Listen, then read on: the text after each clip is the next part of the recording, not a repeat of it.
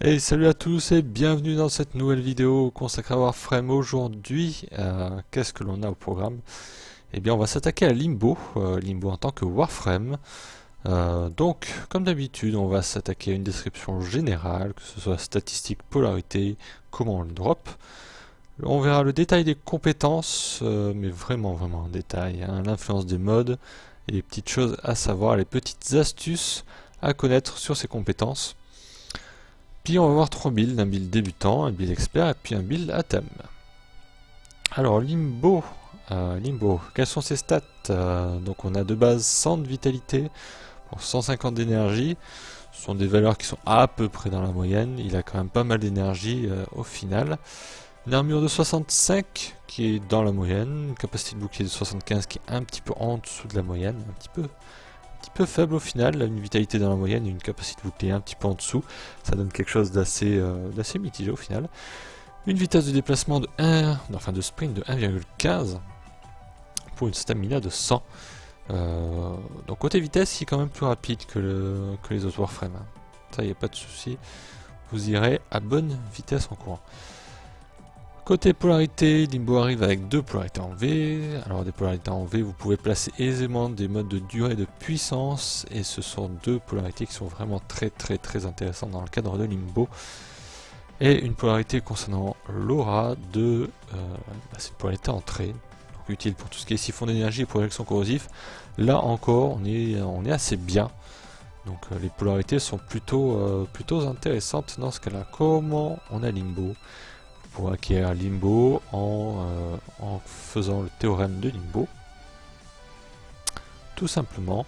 Cependant, une archwing est nécessaire et j'ai envie de préciser, une archwing montée, c'est-à-dire qu'une archwing Balvel, vous tomberez directement sur des missions, je crois c'est entre 20 et 30, je crois le niveau de cette mission-là.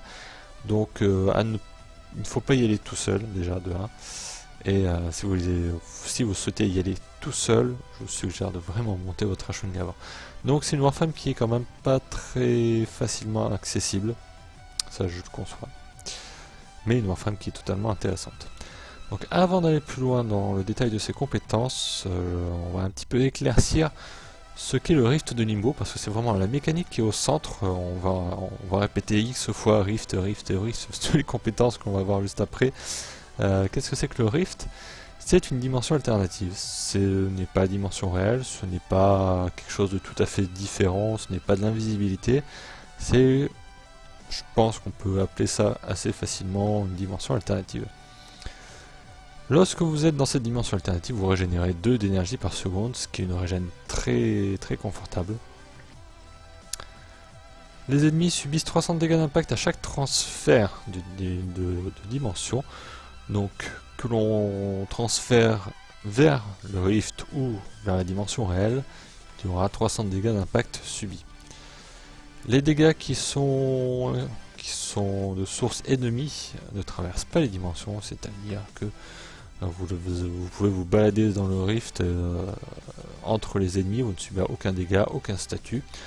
Vous ne pourrez pas être renversé non plus par les V-Gunners notamment. Les dégâts de vos alliés, vos alliés ne traversent pas non plus les dimensions, à l'exception de quelques détails. Alors dégâts d'armes, hein, je précise ici dégâts d'armes, bien sûr. Il existe une exception, voire même plusieurs, que l'on verra un petit peu après. Certaines compétences de Warframe traversent les dimensions. Alors j'ai l'habitude de dire que les compétences de Warframe sont... c'est vraiment une autre mécanique, et là aussi c'est le cas. Ça traverse tout de même les dimensions. Je pense notamment à certains ultis qui sont intéressants, genre l'ulti de Mesa. Les objets sont attachés à la dimension réelle et pas au Rift. Ça veut dire que vous ne pourrez pas ramasser les loots une fois que vous êtes dans le Rift. C'est un détail très important, parce que c'est vrai qu'en général les limbos sont assez haïs pour ce genre de choses. Si un limbo place un ulti en plein milieu de loot, vous ne pourrez pas du tout les ramasser. Et c'est appliqué aussi aux autres objets, pas qu'au loot, hein, bien sûr. Alors, parmi les actions possibles sous Rift, il est possible de régénérer un allié, de hacker les consoles pour tout ce qui est alarme, notamment. et activer les live support en survie. Ça c'est possible sous Rift, et d'ailleurs c'est très comment dire ça, c'est très confortable de faire ce genre de choses, vu que Limbo n'aura aucun problème pour activer une borne de survie lorsque vous êtes qu'à 5% au milieu de plein de mobs au bout de 60 minutes. Bref. Certaines autres actions sont totalement impossibles, genre hacker les données en espionnage, prendre les batteries en excavation. Donc là on remonte un petit peu à ce qu'on a dit plus tôt, c'est-à-dire que les objets sont attachés à la dimension réelle, pas du tout au Rift. Et de même que les valises en mission Deception, c'est-à-dire que sur les missions vous avez une valise à côté de vous lorsque vous apparaissez et que vous devez l'amener tout au fond du niveau. Donc c'est ce genre de mission sur lequel vous ne pourrez pas porter la valise en étant sous Rift. L'exception, la voici. Comment on peut faire des dégâts avec son arme en étant dans des dimensions différentes. C'est le bouclier de Volt qui est un petit peu la clé de tout. Lorsque vous tirez à travers le bouclier de Volt, les dégâts passent à travers les plans, tout simplement. Alors, à une petite nuance près, les armes projectiles ne sont pas affectées par ce genre de choses. Ce sont les armes de type hitscan et les armes de type rayon qui sont affectées par cette mécanique-là. Bon, c'est bien dommage pour les armes à projectiles, néanmoins. Les armes de type hitscan, genre Soma et Soma Prime, sont vraiment très bonnes dans ce rôle-là, vu qu'ils possèdent d'ailleurs des critiques, et le bouclier de Volt est intéressant sur les armes à critique. Donc voilà pour ce qui est du Rift, on va passer aux compétences. La première compétence s'appelle Exil, vous permet d'envoyer une cible dans le Rift. Au passage vous faites 500 points de dégâts, 300 points de dégâts comme on a dit juste avant. Lorsqu'on change de plan, les ennemis subissent 300 de dégâts, là c'est encore le cas.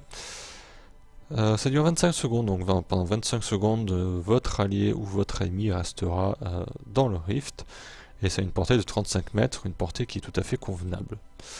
C'est castable plusieurs fois, donc vous pouvez, comme dans la vidéo, on voit que Limbo envoie dans le Rift ici son allié, et là son ennemi. Donc là ils peuvent faire du dégât entre eux, hein, ni plus ni moins. Les autres mobs ne feront rien du tout. Donc ça c'est super utile. C'est super utile surtout pour lorsque vous voyez un Heavy Gunner ou un bombardier, enfin du moins un mob qui va vous causer du souci dans les secondes qui arrivent. Vous l'envoyez dans le Rift, il ne fera plus rien. Si une cible est déjà dans le Rift, ça va le renvoyer sur le plan normal, sur le plan réel. Donc c'est un petit peu ce qui permet d'envoyer ou ce qui permet de faire revenir dans la dimension réelle votre cible. Pour sortir du Rift, si un Limbo vous a envoyé dedans, il suffit de faire une roulade, tout simplement, et vous sortirez instantanément. C'est une mécanique de base, ça marche pour pas mal d'autres choses, notamment les espèces de petites bombes grinières qui sont sur vous. Donc pensez-y, les roulades, vous tapez 2 fois sur Shift et vous sortez du Rift, et vous avez aussi bien d'autres mécaniques pour ça, très important. Il existe un mode d'augmentation qui permet de régénérer les points de vie d'un allié à hauteur de 25% de ses PV max. Ça fonctionne uniquement dans le sens vers le Rift, c'est-à-dire que si votre allié est déjà dans le Rift, il n'aura pas de régénération de vie si vous utilisez Exil sur lui. C'est un petit peu dommage, mais bon, c'est comme ça. C'est affecté par la puissance, néanmoins 25% de PV max, vous verrez que c'est quand même un bon nombre, ça ne mérite pas plus que ça de s'y attarder pour la puissance. Il y a d'autres compétences qui sont utiles pour la puissance, donc voilà. La compétence initiale, donc Exil, est affectée par la puissance. C'est intéressant parce que 500 de dégâts d'impact, c'est quand même pas mal. Par la durée, 25 secondes, c'est un petit peu mitigé. On peut, dans certains cas, ça sera bénéfique d'envoyer un allié un petit peu plus longtemps dans le Rift. Donc rajouter de la durée, ça ne fait pas trop de mal. C'est affecté par la portée, mais honnêtement 35 mètres, 35 mètres c'est beaucoup quand même. Donc monter là ou pas, bon, c'est pas forcément trop négatif de la monter encore. Transfert dimensionnel, la compétence numéro 2, alors là c'est pour Limbo lui-même, parce que sa compétence numéro 1 envoie une cible, et comme on ne peut pas se cibler soi-même, c'est un petit peu délicat. Transfert dimensionnel permet justement de s'envoyer soi-même dans le Rift. Alors, C'est une compétence ultra simple au final, il n'y a rien de trop particulier à dire. Ça dure 30 secondes, voilà. C'est désactivable à tout moment et c'est instantané, hein. Autant qu'il y a un temps de cast de 1,5 secondes à l'origine. Donc il faut faire vraiment assez gaffe sur ce point-là. 1,5 secondes, ça peut être très long quand même, lorsque vous êtes un petit peu au milieu de plein d'ennemis. C'est affecté par la durée, très logiquement.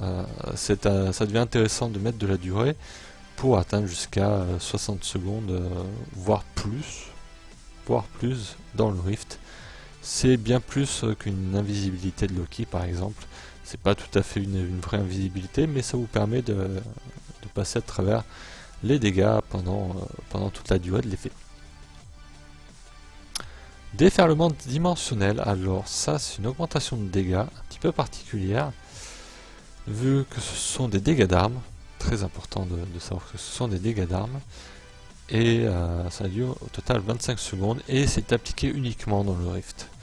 Donc là on voit c'est la dernière compétence de Limbo, c'est le dôme, l'espèce de bulle dimensionnelle. Ce ne sont que les ennemis donc qui ont un petit peu les espèces de flammes autour d'eux, qui sont davantage sensibles aux dégâts d'armes. C'est appliqué aux dégâts de base de l'arme. Vous allez dire mais 200% de dégâts d'armes, c'est où? C'est après les modes ou avant les modes? Là je vous dis que c'est avant les modes. Donc là encore ne soyez pas trop déçus, si vous avez une arme qui fait peu de dégâts de base, cette compétence n'aura pas forcément beaucoup d'effet. Il existe un mode d'augmentation pour cette compétence là qui vous permet de faire encore plus de dégâts, enfin d'avoir plus de boost des dégâts, plus 20% de dégâts par ennemi présent dans le Rift. Alors ça peut vous grimper extrêmement vite, hein. Il vous suffit tout simplement d'avoir 10 ennemis par exemple dans le Rift pour avoir un plus de 100% additionnel au plus de 100% initial. C'est affecté par la puissance, donc plus de puissance, plus de pourcentage de dégâts par ennemi présent dans le Rift. La compétence initiale, donc déferlement dimensionnel, c'est affecté par la puissance et la durée. Tous les deux sont intéressants à placer de la puissance et de la durée chacun. Et enfin cataclysme, la compétence ultime de Limbo qui permet de créer un dôme dimensionnel. Alors ça le crée à l'endroit où vous visez, donc ça peut être casté à bonne distance. Et donc ça permet vraiment d'envoyer notamment tout un groupe de mobs très loin dans le Rift, et par conséquent de couper un petit peu les dégâts qui vous font en distance. Donc ça peut être intéressant justement de pouvoir le placer où vous le souhaitez. Le dôme possède une taille initiale de 16 mètres et une taille finale de 5 mètres. Alors comme on le voit légèrement sur la vidéo, le dôme se rétracte au fur et à mesure du temps. Ici aussi on a 500 dégâts d'impact des dégâts initiaux, on a toujours les 300 de dégâts lorsque tous les ennemis vont passer dans le Rift. Et donc ça dure 30 secondes initialement. Le temps de cast est assez important, 2 secondes, donc là je ne saurais vous conseiller d'utiliser le mode talent naturel qui permet de réduire de moitié ce temps de cast. 2 secondes c'est largement suffisant malheureusement pour mourir sur le feu ennemi.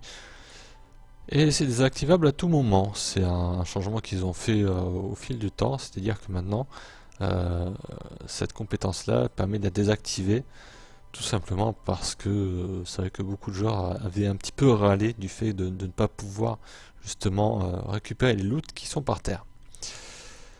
La compétence est affectée par la puissance, par la durée et par la portée. De tout ça je vous dirais que c'est plutôt bénéfique de mettre de la durée, comme ça le dôme se rétracte beaucoup moins vite. Un petit peu de portée, ça fait pas de mal. Après la puissance je dirais un petit peu moyen, vu que la compétence coûte cher déjà de 1. Fait 500 dégâts d'impact comme la compétence numéro 1. Donc voilà, c'est pas avec ça que vous ferez vraiment beaucoup de dégâts, on va dire. Côté build débutant, on part sur un siphon d'énergie sur l'aura. Vitalité, redirection, déviation rapide, ça c'est pour vos points de vie, hein, que c'est comme d'habitude. Hein. Pour les builds débutants, je préconise tout le temps ces 3 modes, c'est systématique. La rationalisation qui est ici, ainsi que le flux, qui vous permet d'avoir une bonne quantité d'énergie en réserve et d'avoir des compétences qui vous coûtent pas grand chose. Une continuité, un intensifié, bon c'est classique, hein, les compétences de Libo sont assez affectées par la puissance et notamment beaucoup de compétences sont affectées par la durée. Et en dernier mode, j'ai choisi de placer le mode rush parce que la Warframe, comme on a vu plus tôt dans la vidéo, a une vitesse de déplacement de sprint de 1,15, donc avec le mode rush vous irez encore plus vite. Donc j'ai envie de dire c'est assez sympathique pour passer toute une zone tranquillement. Le build expert est composé d'une projection corrosive, on a une polarité entrée, autant en profiter. Une vitalité, c'est le minimum que je préconise à chaque fois. On rajoute de la puissance via l'intensifié et via un courage passager. On a 2 polarités en V, donc là encore on en profite. Hein. La continuité accrue, alors moi j'ai un format donc je l'ai placé encore sur une polarité en V. Une rationalisation qui va avec le flux accru, hein, tout ça pour avoir un bon pool d'énergie et des coûts réduits. Une allonge, un petit peu de portée et un talent naturel. Ça c'est important d'avoir le talent naturel. Les temps de casse sont longs, vous allez vous en rendre compte. Le talent naturel n'est pas un mode inutile dans ce cas-là. Le build à thème que j'ai appelé le build bulle défensive offensive, qui est composé aussi d'une projection corrosive. On va rajouter aussi de la puissance, donc pas tous les modes, juste le courage passager et l'intensifié. Il nous faut une continuité accrue, une constitution pour un petit peu contrebalancer le courage passager notamment, et puis le pourcentage de récupération après renversement qui est intéressant. Le flux accru selon ce que vous avez, rationalisation pour le pool d'énergie, une allonge pour la portée, et le mode qui est important dans ce build là, c'est le torrent dimensionnel. Je vais vous expliquer ça un petit peu, même juste après, là, on y passe. Le gameplay, nous sommes en défense parce que c'est le domaine rêvé pour ce genre de build, avec un Volt, et le Volt va commencer à placer d'ailleurs ses boucliers. Et on va utiliser l'ulti, et à partir de ce moment-là, on va pouvoir faire du DPS à travers le bouclier. Alors à quoi ça sert d'avoir mis le mode d'augmentation de torrent dimensionnel? Ça va vous permettre justement à chaque mob qui va rentrer dans le rift, déjà il va prendre des dégâts, et il va vous booster justement les dégâts que vous allez faire parce que vous êtes dans le rift justement aussi. Donc il n'y a que du bon à l'utiliser de cette façon-là. C'est-à-dire que plus vous allez avancer dans les vagues en défense, plus vous allez avoir de mobs tout autour de vous. Et justement, plus ce bonus-là va être important. Donc, vous contrebalancez un petit peu la montée en niveau des ennemis. Alors je dirais pas que c'est parfait, absolument parfait. Néanmoins, je trouve la combo intéressante parce que ça permet d'avoir autre chose qu'un Frost. Le Frost permet juste de faire de la défense. Là, vous coupez les dégâts, ennemis. Les boucliers de Volt permettent aussi d'ailleurs d'avoir une protection supplémentaire et permet justement de faire plus de dégâts. Et vous aussi, vous permettez de faire plus de dégâts sur tous vos alliés. Donc j'ai envie de dire, vous avez tout. Vous avez la défense, vous avez l'attaque. Autant dire que voilà. Alors le seul défaut de ce build là, c'est qu'il n'y a pas de vitalité. Il n'y a pas de vitalité, on va revenir juste avant. Il n'y a pas de vitalité et si je devais changer quelque chose sur ce build là, je pense que j'enlèverais peut-être la rationalisation d'ailleurs dessus. Voilà. La rationalisation au profit d'une vitalité. Donc si vous n'êtes pas forcément très à l'aise et que vous trouvez que vous n'avez pas beaucoup de points de vie, soit rationalisation, soit la constitution, soit l'un soit l'autre, vous pouvez l'enlever au profit d'une vitalité. Merci à vous d'avoir suivi cette vidéo là et je vous remercie d'ailleurs, vous êtes de plus en plus nombreux sur la chaîne. Merci à vous de me suivre semaine après semaine. N'hésitez pas à me suivre, je suis maintenant sur Facebook et sur Steam, les liens sont dans la description et sur l'accueil de la chaîne.